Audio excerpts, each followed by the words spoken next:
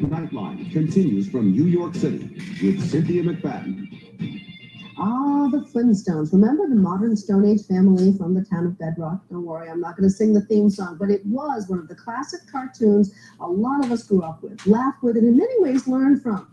Many years later, these timeless cartoons entertain our own children. But as John Donvan reports, some of the classics, including the Flintstones, are getting a bit of a cultural trim. It's a sign of the times. Have you started smoking? You know that Homer Simpson, obese and beer drinking and as bad a role model to kids as he could possibly be, just look at his own kid. Son, I'm going to teach you a lesson. I'm going to stand here and watch you smoke every one of those cigarettes.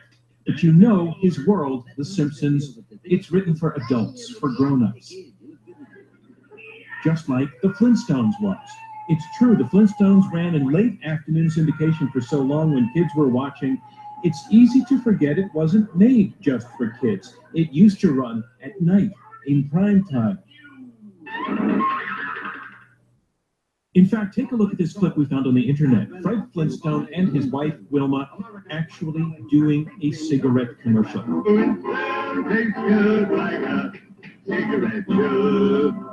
In fact, the cast did a lot of lighting up. Bonjour, Monsieur Boss. And so did a lot of other cartoon characters, as in Tom and Jerry, or Tom anyway, a fact which now in these more medically correct times has come back to haunt the owners of these old classics that date from the 40s and the 50s and the 60s. A statement by a British government agency that monitors TV content suggested there is too much smoke in Tom and Jerry. Quote, broadcasters need to make a judgment about the extent to which a particular scene may or may not genuinely influence children. And as a result, Turner Broadcasting, which owns Tom and Jerry and the Flintstones, is going back and reviewing 1,500 cartoons, deciding whether to censor sections.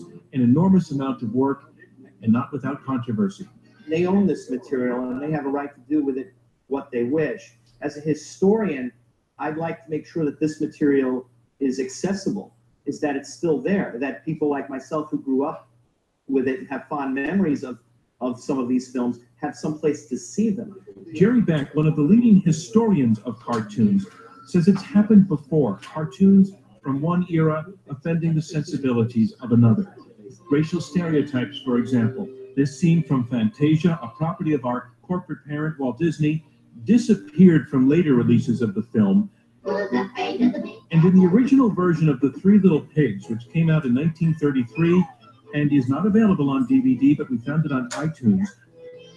I'm the Full of Brush Man. The wolf comes back disguised as what many saw as a Jew, apparently a joke on observant Jews not eating pork.